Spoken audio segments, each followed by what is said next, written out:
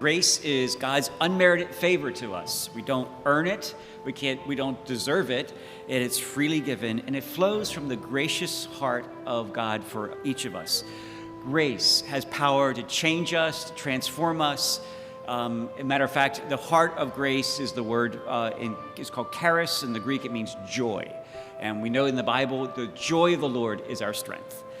This is what Father Raniero Cantalamessa, household preacher for the popes, now Cardinal Cantalamessa, said about Jesus' passion and death. He said this: "Now Jesus is man-made sin.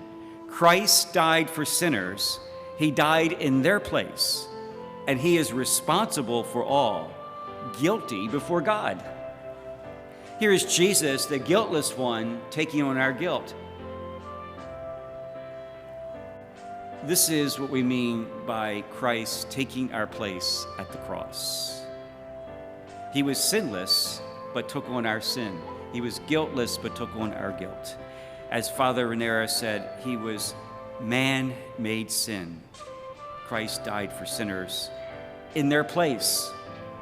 And he's responsible for all, guilty before God. Guilt is kind of an interesting thing. It can be your best friend. It can be the worst of enemies to you. A best friend, because it can let you know something's wrong in your heart when you do something wrong, or when I do something wrong. It's kind of like a fever in the body. It lets you know something's going on in your body that's not good, right? So you recognize the fever, but you know you want to go further and say, what's causing this fever?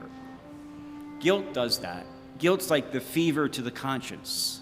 It lets you know something's wrong, something I should have did but didn't, something I said that I shouldn't have said, something that I should have been engaged in but didn't get engaged in, something the Lord wanted me to do I didn't do, and we feel guilt over that. That's the fever in the conscience that lets us know I need to look at my heart and see where I missed it. And then, of course, a healthy Christian would say, Lord, I'm sorry for my sins. Please forgive me. I thank you for the cross that does forgive me. If we confess our sins, says first letter of John, then God is faithful and just to forgive us and cleanse us of all unrighteousness. Whether that means I confess it before the Lord myself or go to the sacrament of reconciliation. Bottom line is, when we confess it, we should receive the Lord's forgiveness. That should be the end of the story. In fact, letter to the Hebrews says that he remembers our sins no more. I figure God's the only one who has the big enough eraser. We can erase our sins from his memory, and he forgets it, even though I may still remember mine.